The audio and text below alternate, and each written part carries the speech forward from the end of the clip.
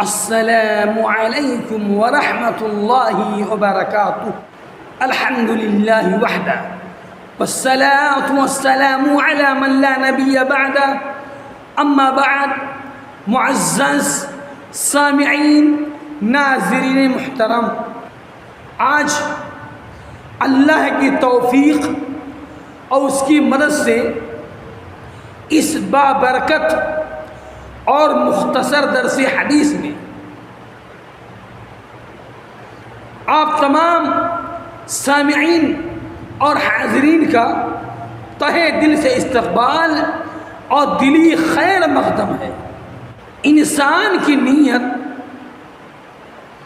اگر صالح ہو، انسان کی نیت اگر درست ہو، اچھی ہو، تو اللہ سبحانہ و تعالی اس کی صالح نیتوں پر اجر و ثواب عطا فرماتا ہے، صلہ اور بدلہ عطا فرماتا ہے۔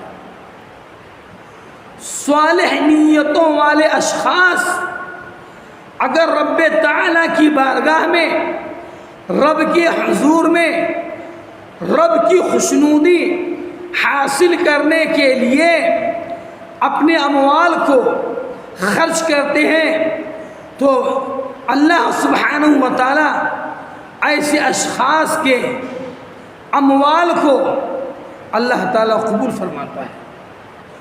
صحیح بخاری اور صحیح مسلم شریف کے اندر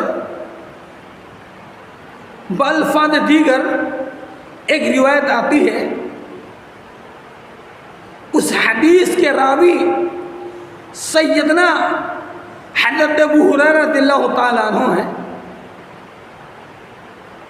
حدیث اس طرح ہے، وعن ابی ہریرہ رضی اللہ تعالیٰ عنہ ان النبی صلی اللہ علیہ وسلم قال رجل لا تصدقن بصدقة فخرج بصدقته۔ حضرت ابو ہریرہ رضی اللہ تعالیٰ عنہ راوی حدیث ہیں، فرماتے ہیں کہ پیغمبر اسلام نبی رحمت جناب محمد رسول اللہ صلی اللہ علیہ وسلم نے اگلی امتوں کے متعلق ایک واقعہ بیان فرماتے ہیں کہ ایک شخص نے کہا کہ میں آج ضرور رب تعالیٰ کے لیے، رب کی خوشنودی حاصل کرنے کے لیے، رب تعالیٰ کو خوش کرنے کے لیے آج میں ضرور بضرور صدقہ کروں گا۔ چنانچہ وہ شخص اپنا صدقہ لے کر نکلتا ہے اور صدقے کی رقم انجانے میں ایک چور کے ہاتھ میں دے دیتا ہے۔ چنانچہ جب صبح ہوتی ہے اور کچھ چرچا ہوتا ہے کہ آج ایک چور آدمی کے ہاتھ میں صدقہ دیا گیا، تو صدقہ کرنے والا شخص کہتا ہے، اے اللہ، ہر طرح کی تعریف تیرے لیے ہے کہ میں نے ایک چور آدمی کے ہاتھ میں محض تیری رضا کے خاطر صدقہ کیا، آج کی رات پھر میں صدقہ کروں گا۔ چنانچہ وہ آدمی دوسری رات بھی صدقہ کے مال کو لے کے نکلتا ہے اور ایک فاحشہ بدکار قسم کی ایک عورت کے ہاتھ میں صدقے کا مال دے دیتا ہے۔ صبح ہوتی ہے، پھر لوگوں میں موضوع بحث بنا ہوا رہتا ہے کہ رات میں صدقہ کیا گیا، کسی نے صدقہ کیا مگر بدکار فاحشہ عورت کے ہاتھ میں صدقہ دیا گیا۔ پھر وہ شخص کہتا ہے اللہ تیری ہر طرح کی تعریف ہے، تو شان کے لائق ہے، میرا صدقہ کسی فاحشہ عورت کے ہاتھ میں چلا گیا، لیکن آج میں پھر صدقے کا مال لے کے نکلوں گا۔ چنانچہ وہ آدمی تیسری مرتبہ صدقے کا مال لے کے نکلا۔ اتفاق سے وہ صدقے کا مال ایک امیر شخص کو، مالدار شخص کو اپنا صدقے کا مال دے دیتا ہے۔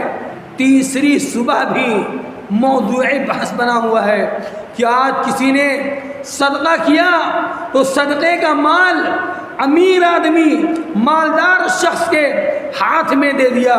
چنانچہ صدقہ کرنے والا شخص کہتا ہے اے اللہ تیری ہر طرح کی تعریف ہے کہ میرا صدقے کا مال ایک امیر آدمی کے ہاتھ میں چلا گیا۔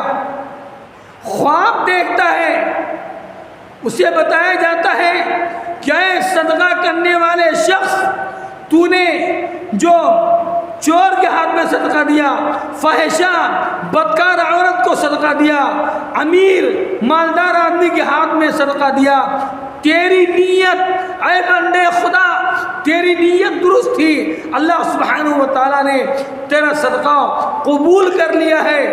اور اس حدیث کے اندر حکمت یہ ہے کہ اگر چور آدمی ہے، شاید صدقے کا مال پا کر کے اپنی بری حرکتوں سے، چوری چکاری سے وہ باز آ جائے، چوری کرنے سے باز آ جائے، ڈاکہ ڈالنے سے باز آ جائے، اور فاحشہ عورت اپنی فحش عمل سے، بدکاری کے برے عمل سے وہ فاحشہ باز آ جائے، اور تیسرا وہ آدمی جو مالدار تھا اس کے دل میں خوف پیدا ہو کہ اللہ تعالیٰ نے ہمیں مال دیا ہے، ہمیں بھی رب تعالیٰ کے راہ میں، رب تعالیٰ کی خوشنودی حاصل کرنے کے لیے اس کی راہ میں اپنے مال کو خرچ کرنا چاہیے۔